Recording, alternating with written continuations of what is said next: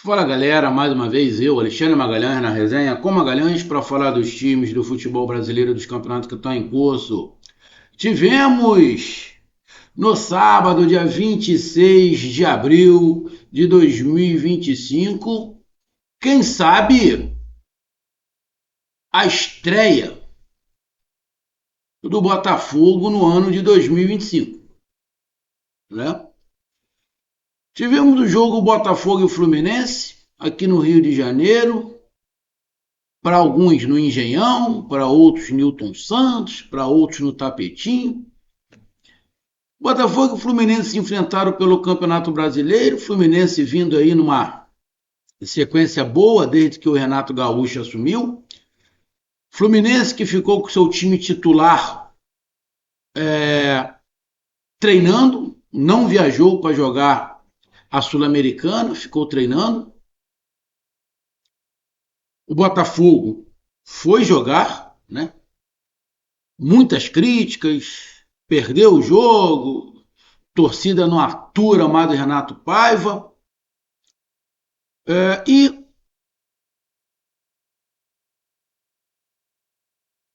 tivemos uma mudança de rota. Eu não sei se para a torcida do Botafogo essa mudança de rota é boa ou ruim, né? Obviamente que a torcida do Botafogo ficou feliz com o resultado. O Botafogo venceu por 2-0. Ou se a torcida ficou apreensiva, porque de repente o Renato Paiva vai ficar. Quer dizer, a princípio o Renato Paiva ia ficar de qualquer maneira, que o Dexter acho que não ia mandar ele embora.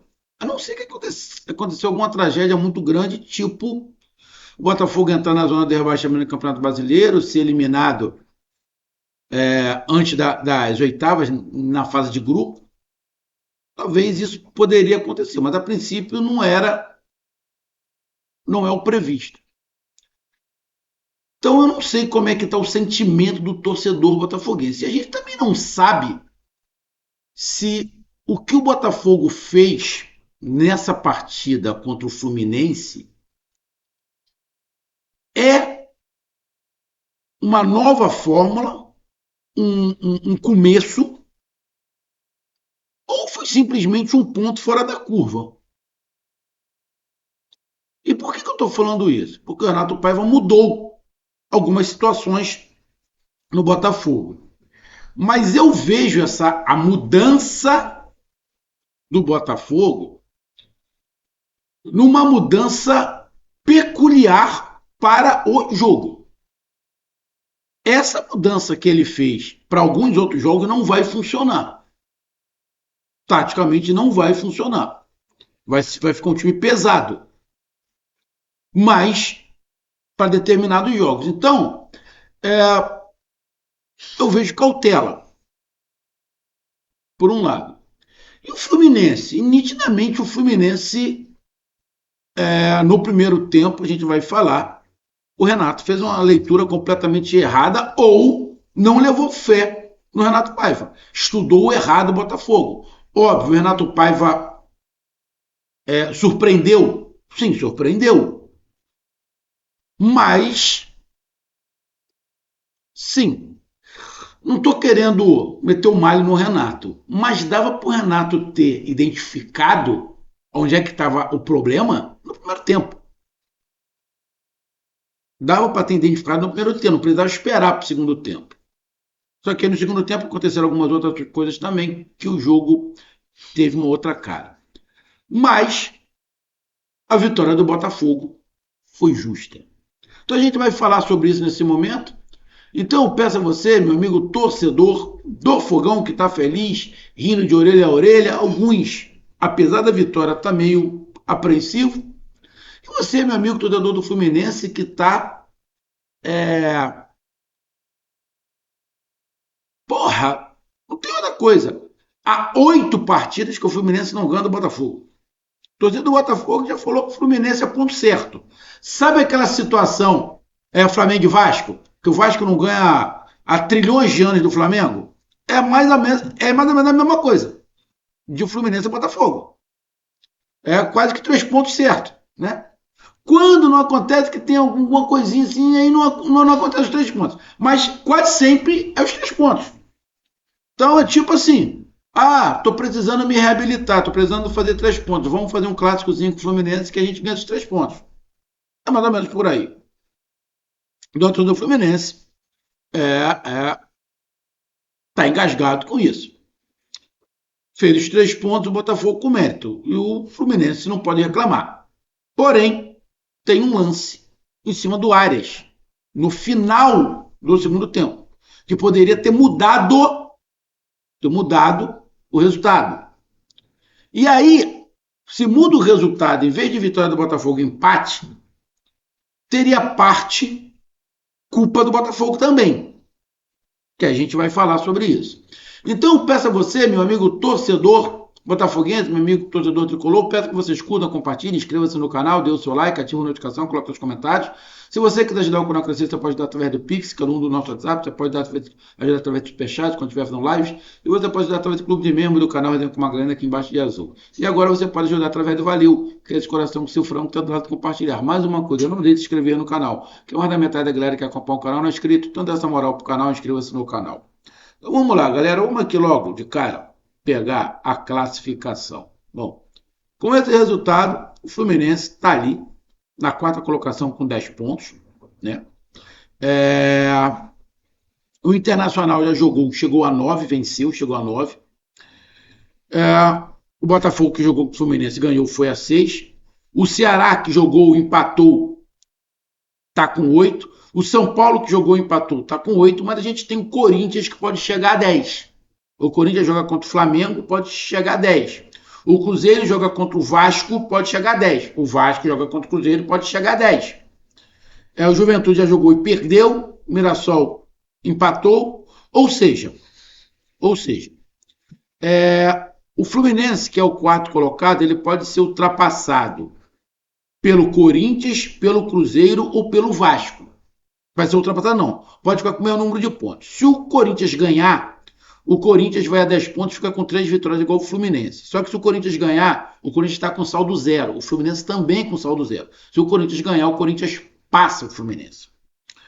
O Cruzeiro também tem saldo 0. Se o Cruzeiro ganhar do Vasco, ele vai a 3 vitórias igual o Fluminense e fica com saldo melhor. Então, se o Corinthians vencer, passa o Fluminense. Se o Cruzeiro vencer, passa o Fluminense. O Vasco, se vencer, vai ter que tirar um saldo de gols, porque o Vasco tem um saldo menos 1. Se o Vasco ganhar, ele vai ficar de 1 a 0, fica com saldo 0, igual do Fluminense. E aí vai ter que ver ali por gols pro, alguma coisa assim. Acho que no gols pro, o Vasco passa. Porque o Vasco tem 6 gols feitos de 7 tomados. Se faz 1 a 0, fica 7 a 7. E aí, no gol pro, o Fluminense passa. Ou seja, se tivermos vitória de Corinthians, Cruzeiro ou Vasco, o Fluminense pode cair uma posição ou pode cair 2. E aí pode terminar na 6ª colocação. O Botafogo, obviamente, é a mesma coisa. O Botafogo está com 8 pontos. Né? O Corinthians, se empatar, chega a 8. 8 pontos, fica ali com saldo 0. Não passa.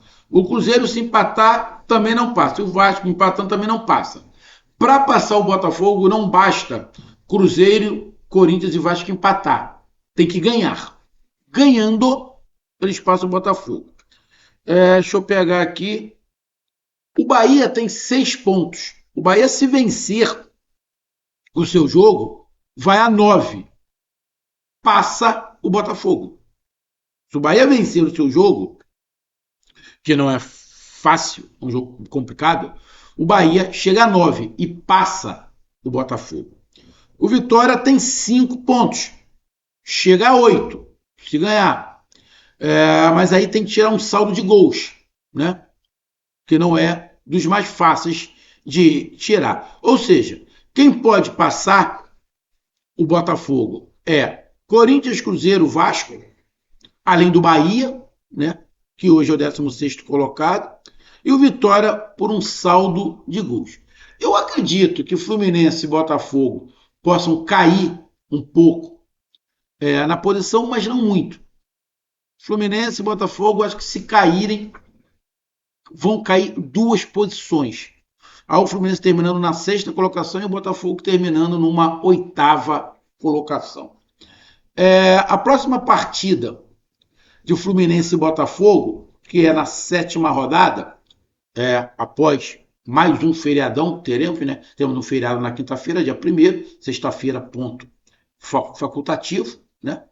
Então, teremos o Fluminense jogando em casa contra o Sport, no sábado, dia 3 de maio, e o Botafogo viajando para enfrentar o Bahia no sábado, dia 3 de 5. Jogo difícil para o Botafogo. Jogo difícil para o Botafogo, lembrando que o Bahia é o líder do seu grupo na Libertadores. Tá? O Fluminense pega o Sport, que é o último colocado, mas fez um bom jogo contra o Fortaleza, o Sport, hoje, né, nessa rodada. Então vamos lá para o jogo. Se você pegar os números do jogo são praticamente quase todos a favor do Botafogo. Mas o que não é a favor do Botafogo é uma característica do Botafogo do Renato Paiva. O que não é a favor do Botafogo? A posse de bola. A posse de bola não é uma característica desse Botafogo. Esse Botafogo é um time um pouco mais reativo. É um time que tem a capacidade de ficar com a bola, mas não é a sua principal característica. Não é a sua principal característica. Então tivemos o Botafogo chutando 15 vezes, o Fluminense 8. O Botafogo chutou 7 vezes no primeiro, 7 vezes em direção ao gol. O Fluminense só chutou uma. A posse de bola foi do Fluminense, 60%. Precisão nos passes foi do Fluminense, mas muito dessa precisão, desse acerto de passe, foi do meio para trás. O Ganso toca ali, recebe, toca, recebe, toca, recebe, toca, recebe. Volta no zagueiro, o zagueiro volta no Ganso, Ganso volta para frente, toca, recebe, volta para trás. E aí vai ter um acerto muito elevado. O time do Fluminense não fez muita falta, apenas 9. O Botafogo fez muita falta. É outra característica. O time do Botafogo picota muito jogo, mas isso ano passado já fazia. Era um time que picotava, parava muito jogo na falta. Então já é uma característica, na minha opinião, que permaneceu. Apesar do Fluminense não fazer muita falta, acabou tomando 4 cartões amarelos. Né? Fez 9 faltas, tomou 4 cartões amarelos. O Botafogo também, impedimentos 2 para cada lado, escanteios 6 para o Botafogo e 3 para o Fluminense. Bom, qual foi a mudança do Botafogo? O Botafogo entrou com 2 centroavantes, o Mastriani e o Igor Jesus. O Igor Jesus mais solto, com o Matheus Martins pelo lado direito, o Igor Jesus mais solto, o Igor Martins fechava mais o lado pelo lado direito, o Arthur foi para o banco, tinha que ir para o banco, o Arthur não está jogando nada, vamos ser sinceros. Então, Martins mais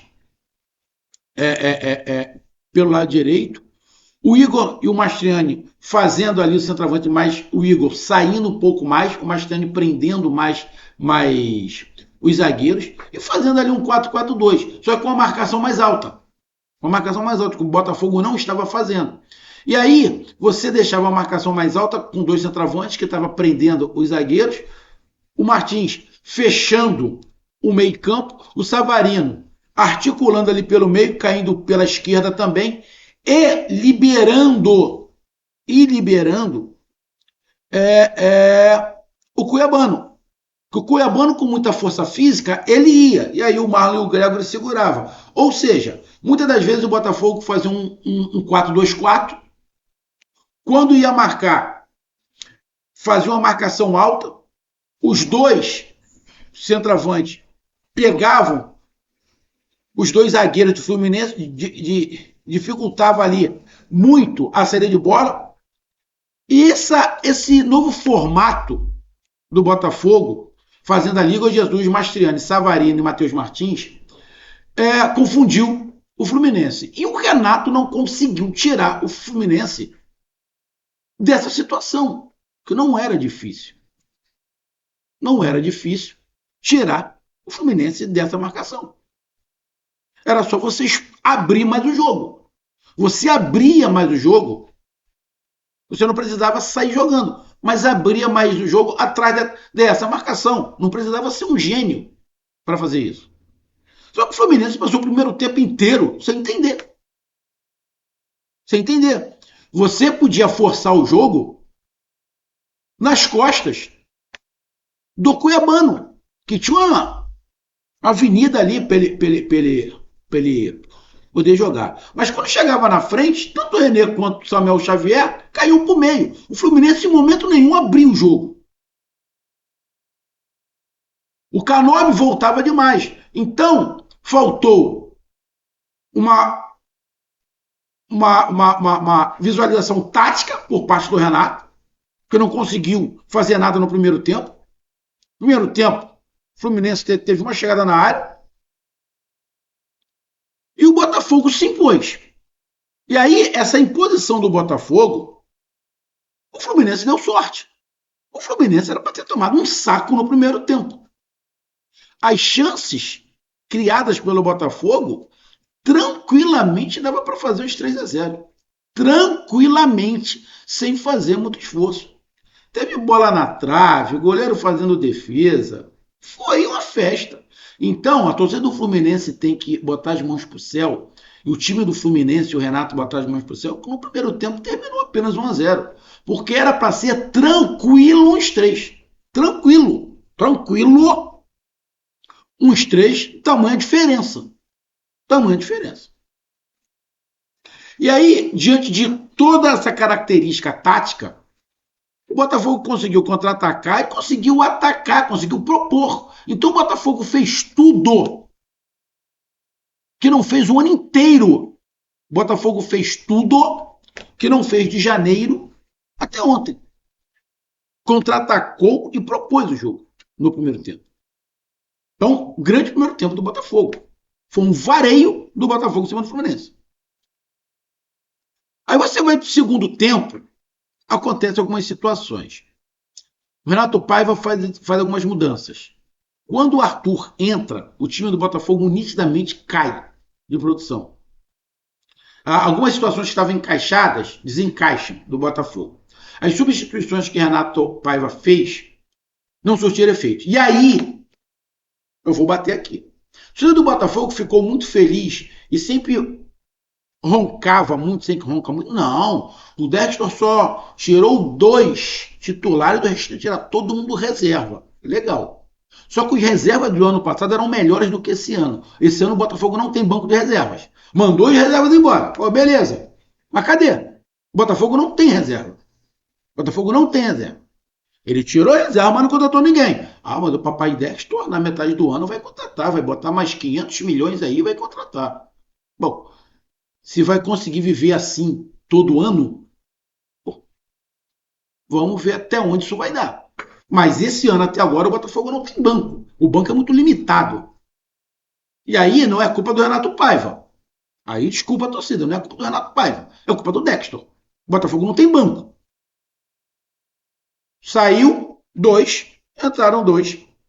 E o Botafogo não conseguiu render. Alguns jogadores que estavam muito bem, que eram os principais, o Igor Jesus, o Savarino e os 2 volantes, estavam legal. Conseguiram manter. E aí o jogo ficou equilibrado. Só que o Botafogo no segundo tempo, o Botafogo sentou no resultado. O Botafogo sentou no 1-0.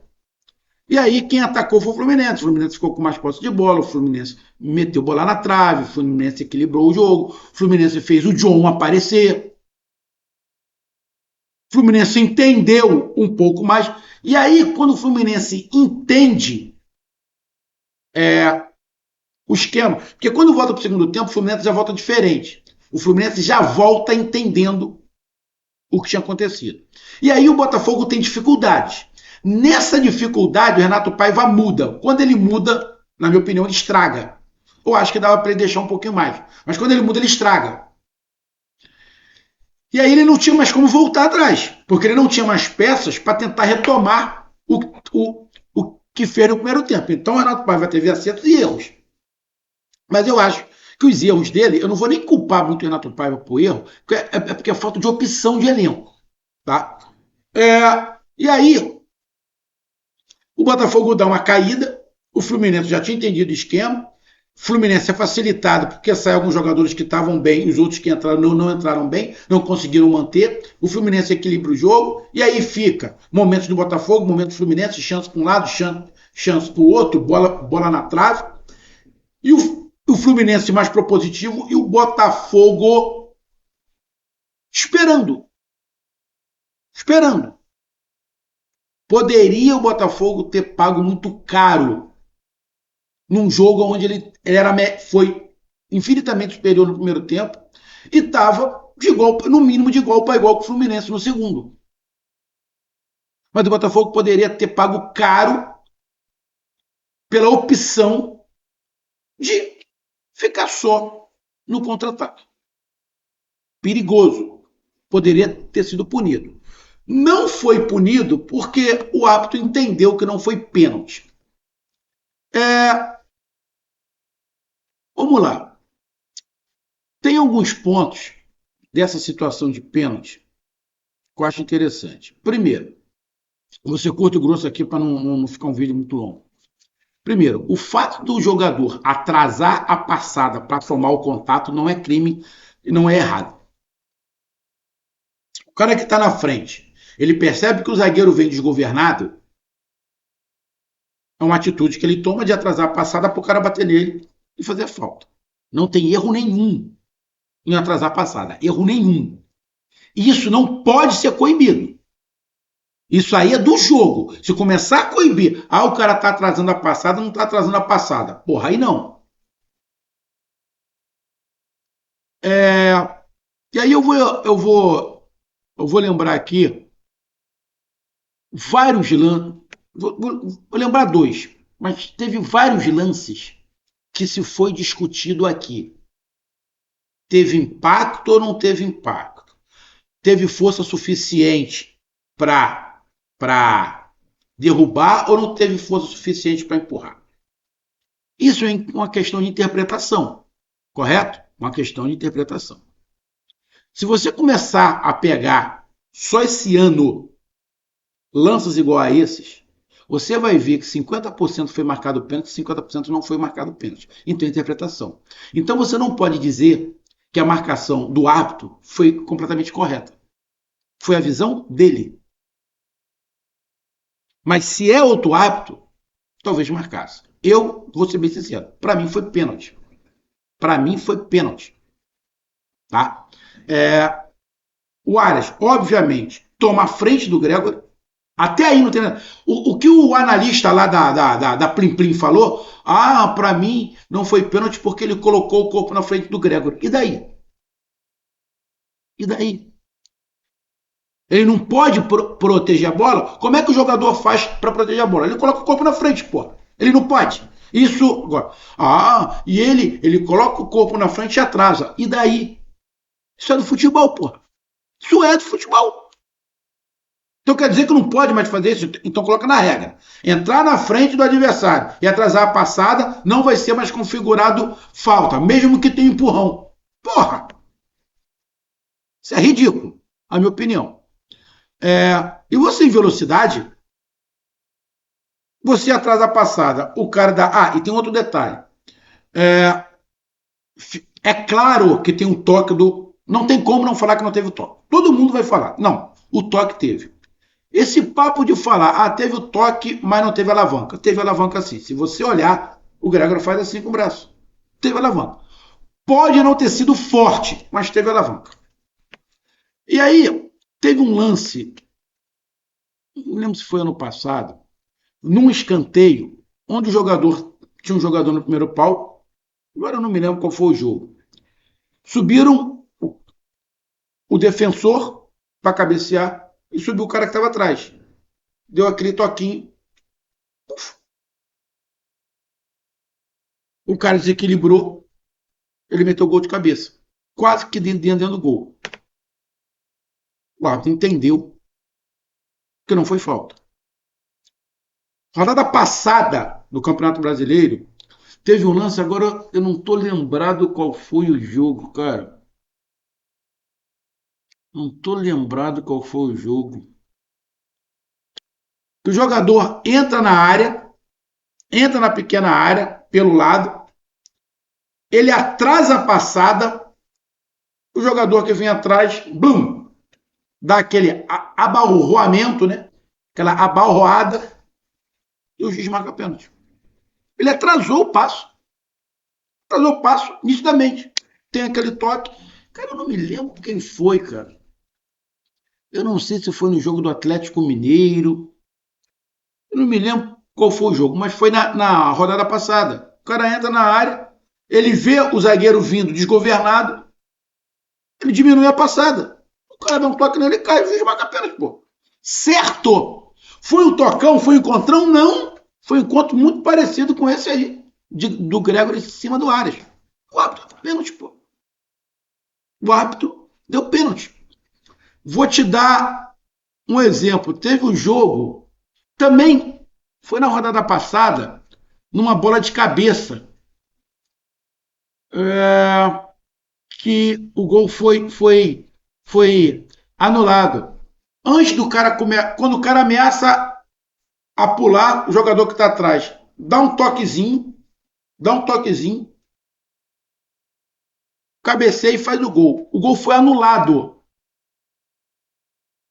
Todo mundo falou que foi roubado. Eu não me lembro qual foi o jogo, cara. Eu não sei se foi no jogo do Bahia. Eu não sei se foi o jogo do Bahia pelo Campeonato Brasileiro ou pela Libertadores. Ah, não, foi no jogo do Bahia pela Libertadores. Que o Bahia jogou contra o o Atlético Nacional faz um gol de cabeça, o gol é anulado. O gol é anulado. Sobe os dois, tem um toquinho, ele passa. E o toquinho também foi mínimo. Mínimo, mínimo. A torcida do Bahia falou que foi falta, mas todo mundo falou que não foi. Então, esses toques assim é critério. Eu não vou falar que o árbitro errou. Agora, a minha opinião, foi pênalti. A minha opinião, foi pênalti, pô. Eu acho que para a grande maioria foi pênalti. Talvez só para a torcida do Botafogo que não. Mas para a grande maioria, pênalti. Eu vi em alguns canais que o ficou dividido. O tal do especialista de arbitragem falou que foi pênalti, mas a bancada, o especialista falou que não foi pênalti, mas a bancada marcaria o pênalti. Então, cara, não vou culpar o árbitro, mas para mim foi pênalti. E aí, se tem um pênalti e é marcado, o Fluminense faz, ia empatar 1-1. Talvez o Botafogo não conseguisse fazer o segundo no final com o Savarino. Mas o que eu ia falar, que eu ia terminar? Se o Fluminense faz o gol e empata, era muito por culpa da postura do Botafogo no segundo tempo. De sentar em cima do resultado e ficar sendo reativo. E aí, para concluir, a torcida do Botafogo fica pensando: qual será o Botafogo, do primeiro tempo ou do segundo? Agora eu te digo: o esquema do Botafogo com Mastriani e o Igor Jesus funcionou quando o Fluminense no primeiro tempo, mas é um esquema que deixa o time muito pesado e não vai valer para o campeonato inteiro. Se o Botafogo começar a jogar assim o campeonato inteiro, vai ser facilmente marcado. Porque esse esquema, você deixando desprotegido e o Cuiabano sozinho no mano a mano, irmão, ele vai começar a jogar por ali, vai deitar e rolar. Então, tá aí a minha análise. Um grande abraço, até mais, valeu, tamo junto, fui!